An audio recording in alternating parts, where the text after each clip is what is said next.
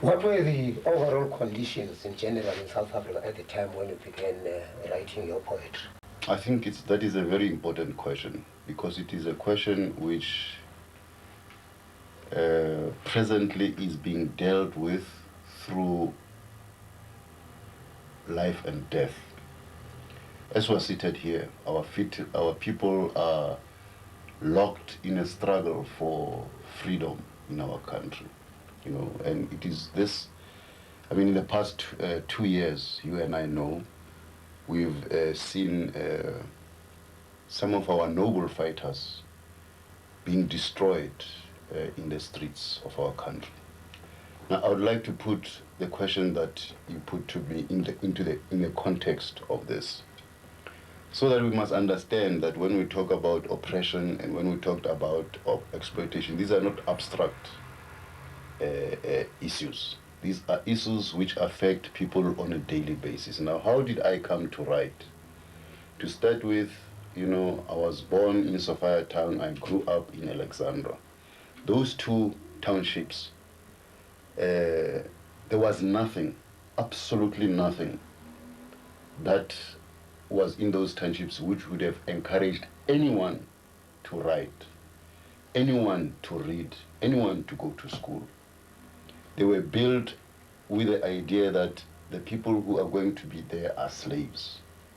And when you talk about slaves, I mean, you don't think about whether they will write or read or sing or be happy. You think about how you are going to harness them for as cheap labor, how you are going to harness them to bring out as much profit as possible for a few in South Africa.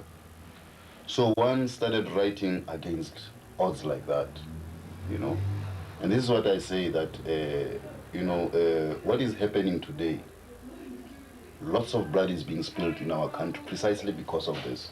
What our people are saying is that it's not a luxury for anyone to be able to write or for anyone to be able to be educated. It's not a luxury, it's a right of any individual.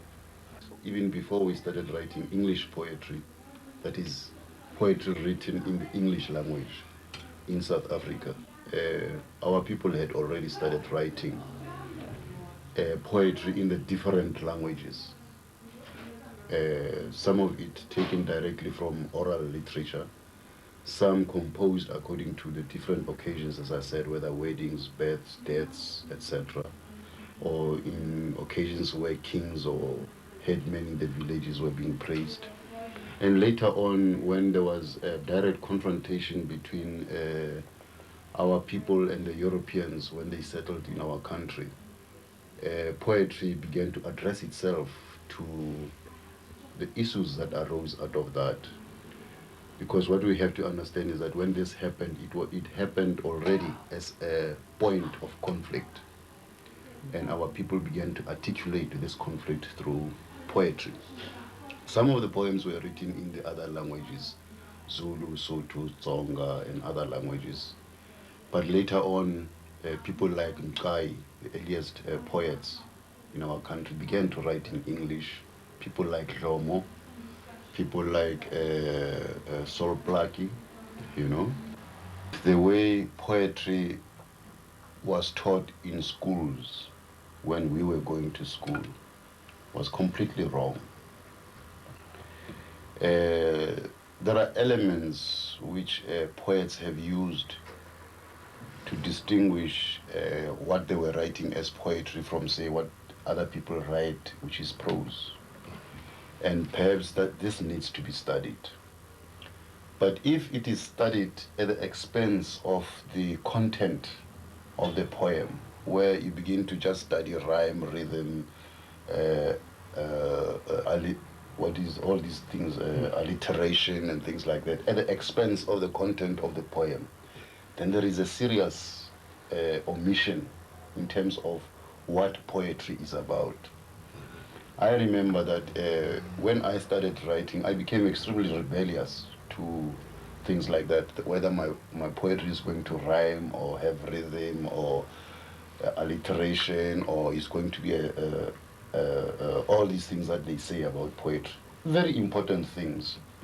in the sense that they, at certain points they show different stages of a life of poets, group of poets, or stages of life of a people. Very important, but as I say, they must not be studied at the expense of the content of the poems, because what is important with any of these things is the content, what the poets are saying about human life and how human life has been led or will be led or is being led. You know, this is what is important about poetry. Is that why in many of the poems you wrote when you were already outside South Africa, you dedicated them to the people who had either been detained, imprisoned, or killed for political activities in South Africa? I think when one began to become aware of the power of a written word, one also became aware of how our people were oppressed, and as a result were denied participation in history, participation in culture, which means that they were denied participation in life. And so one was saying when one was writing, how do I use this word so that my people become part of the world? So I did this when I was still in South Africa. And of course, when you leave South Africa, the world opens. You begin to become much more aware of what goes on in the world. And one began to use one's writing very rigorously as a means of registering a presence of our people, our struggle for freedom, our struggle for participation like everybody else in the world, in history, in culture, in making the world a livable place. So also, you know, it becomes, as it is now, I mean, as a member of the African National Congress, one of my tasks is to always remind the world that our leadership has been kept in prison for the past 24 years. The best of our kind, the cream of our nation, is being kept behind bars. And as a writer, you know, I'll always remind the world of this. But I stand as witness myself. As I say, I was kept in solitary confinement, no access to any lawyer or anybody. The only people that I could talk to were the people who were torturing me, who even told me, because you see, when they detained me at that time, we went into prison when they had killed somebody called Linkwe, you know? And they were telling us that you'll follow Linkwe, we'll kill you like we killed Linkwe. It is high time, you know, the world believes our report. The world as a whole has experienced the terror of the Nazis. And I'm saying that in 1986, my country is subjected to Nazism and fascism. And my impression is that the West does not believe our report. I don't know what it will take to make the West believe that we are ruled by fascists and Nazis. What would you say to a statement that has been made now and again by eminent persons such as of late Margaret Thatcher, that the call for sanctions is immoral? As a cultural person, as a poet, what impression does Margaret Thatcher, when she says this, what impression does she give you? I think the important question to ask here is who are the people who are calling for sanctions? And perhaps also it is important to say, you know, when we talk about process for liberation in South Africa, we're not talking about individuals. We're talking about people who are organized to liberate themselves. The organizations which have pitted their strength against the South African regime would be the UDF, which has over 500 organizations affiliated to it. Would be COSATU, a federation of trade unions in South Africa, over 30 trade unions affiliated to it. Organizations of women, organizations of youth, COSAS, organization of students, all of these organizations are calling for sanctions in South Africa. Now, these are the oppressed people who have organized themselves, who know what they want. These are the oppressed and exploited masses of our people who are saying they want sanctions. Now, who is Margaret Thatcher to say these people don't know what they want? Because if she says people who call for sanctions are calling for immoral issues, I mean, she's saying millions of people in South Africa are immoral. Who is she to say that? This is the question that we would like to know, and she must answer. Who is she to say that? We will tell her who is immoral when we look at who has investments in our country, who has companies in our country. We'll know who is immoral. You know, we know who is immoral. As we are about that, it comes to my mind that there are certain, very few elements, few cultural activists within South Africa who are opposed to a blanket severance of cultural links with the country, who would wish for selective sanctions. When I'm talking like that, I'm referring to people like Mark Newman, James Foley, the filmmaker Harriet Gafshon. Would you like to comment on that? Yes, very much so. First of all, I think we must look at it this way. The first person to call for cultural boycott in our country is our president, Chief Luthuli, in 1959. President of the African National Congress, which today is in the center of that struggle. That struggle will not be resolved in South Africa without consultation with the ANC. It will not be resolved. Now, this, in 1959, it was called that there should be a cultural boycott against South Africa. Why? Why was this call? The call was so that the South African government is exposed for what it is. That is one reason. The other is that we must isolate it precisely because the South African regime is a fascist Nazi government. Now, I'll go back to the first thing that I said. Why do you want to expose them? You see, when you talk about apartheid, we're saying that it is a government which had in mind to protect the whites.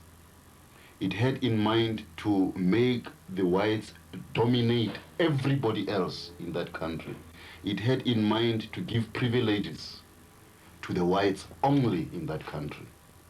Having done this, it went out to the world and said there is nothing wrong about South Africa, which means there is nothing immoral, there is nothing wrong with apartheid. If you see, white sports people, men and women, cultural, singers, actors, filmmakers, all of them white, roving the whole world saying this is what we do in South Africa.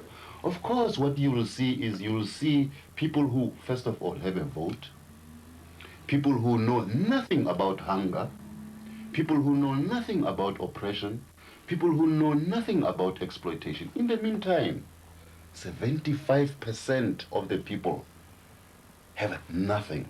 All these people are riding on these people. What was the effective way to tell the world all what these people are saying is untrue? We said, let black sports people come out and say it. There were no black people to say that. Precisely because they were denied the right to be actors, sports people, You know, they were denied this. So we used the weapon of cultural boycott to speak on behalf of the oppressed. 75% who were not traveling in the world, who were denied even, you know, to travel in their country. You know, we used this cultural boycott to further say we are going to use it to isolate this immoral government of the Boers. Now, if today, you know, some people who have achieved, especially, I mean, Mark Newman, James Pauly, Gavshon, and all of those people, the first question that I want to ask is, are these people organized like everybody else inside South Africa? Because you see the UDF, COSATU, student organizations, cultural workers who are organized are calling for a cultural boycott. Now, who are these people? Why are they so, why are they in conflict with the organizations which are fighting for a non-racial, democratic, free South Africa? Are they part of it? Who are they? You see, this is what, because you and I know UDF, COSATU, COSAS, women's organizations, youth organizations are calling for a cultural boycott of South Africa.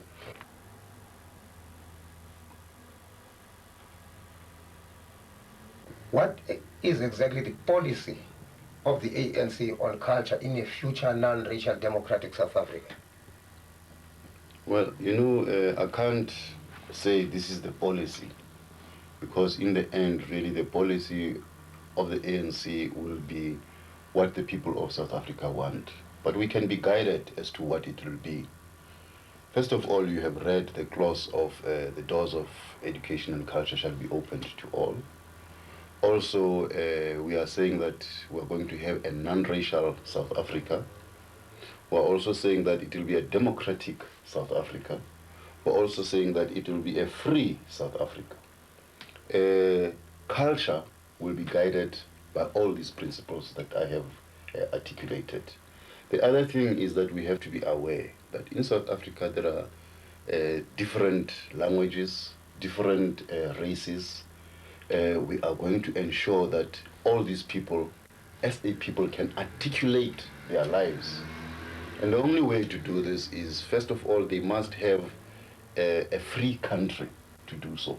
The clause of the Freedom Charter will be opened for discussion among our people, and it is according to the deliberations, discussions that emerge out of that discussion that a policy will be formulated.